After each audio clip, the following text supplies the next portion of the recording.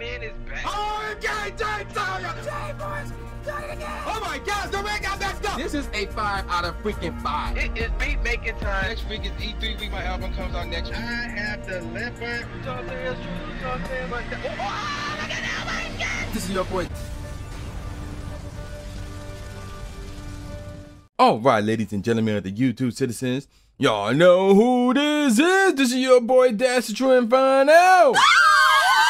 Back at it with another Call of Duty Black Ops Cold War commentary video for you guys, and E3 is over.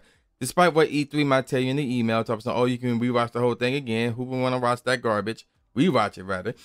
But it's over nevertheless. And yeah, I already gave you guys a spoiler. E3 as a whole was garbage. It was really, really garbage. Now, before I give my take on it, I made some predictions for E3. And I did that last week. So we're going to look at them, see if I got them right or if I got them wrong. Let's start with number 10. I said we're going to get a Battlefield 6 tease. Well, Battlefield 6, I think, is now called 2042. And we got more than a tease. So, while, yeah, I was correct. We was going to see Battlefield. That was the more obvious one. Number 10 was the more obvious. Number 1, the least obvious. Or the least likely, rather. But number 10 was the most likely. And yeah, I nailed this one. So we saw Battlefield, but again, we got more than a tease. We got gameplay, and we got a release date, which is cool. Can't go wrong with that. Number 9, Halo Infinite. And yeah, I said we're going to get some more info on that. And yeah, we did as well. Multiplayer. Multiplayer is going to be free. I believe we got a, I don't recall if we have an actual release date, but we have it says holiday season, memory says it correctly. But we got some info on Halo Infinite, so that's good. Number 8, news on Pokemon Legends Arceus and the Diamond and Pearl remakes. We got nothing Pokemon related here. So I got number 8 wrong. Number 7, you know, and speaking of things I got wrong dealing with Nintendo, the Super Nintendo Switch.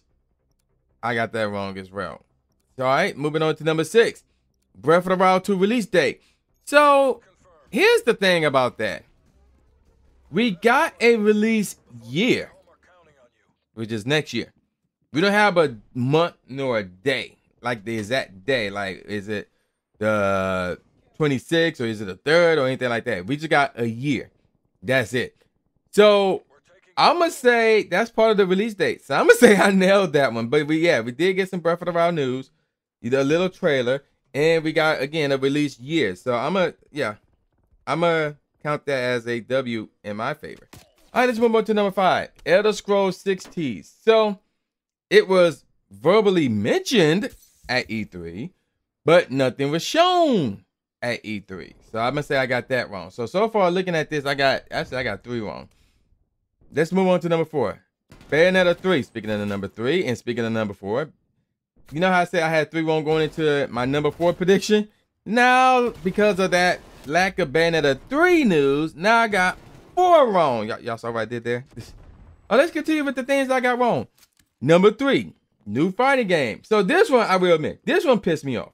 And here's why this pissed me off. Capcom had a show.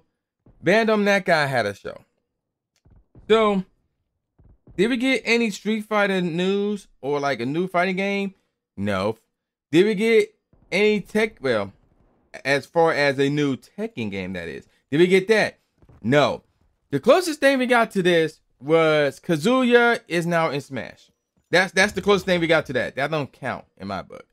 And then also, you know, obviously Warner Brothers showed up, Back for Blood or whatever that game's called. They make Mortal Kombat. Did we get anything about Mortal Kombat? No. So I got that wrong as well. Number 2, Metroid 4 release date. So this one's confusing. There is a new Metroid game coming out this year with an actual release date, October 8th, called Metroid Dread. I'm not sure if that like what Metroid 4 was supposed to be, or that like a spin-off and the actual Metroid 4 is coming. And I've been seeing trending once upon a time during the Nintendo show, Metroid 5, or sometime after the Nintendo show. It's confusing. This whole thing is confusing. So I don't know if we can call this Metroid 4. I don't know. I have no idea. Or if this is like its own game and then there is an actual Metroid 4 coming. I don't know. But until I hear otherwise, I'm going to say this is what Metroid 4 is supposed to be. So I'm going to say, yeah, I got that correct. And number 1, This is the least likely. Kingdom Hearts game. Yeah. Marvel just basically took over Square Enix show. And they announced the new Guardians of the Galaxy game. They spent like 18 minutes on it.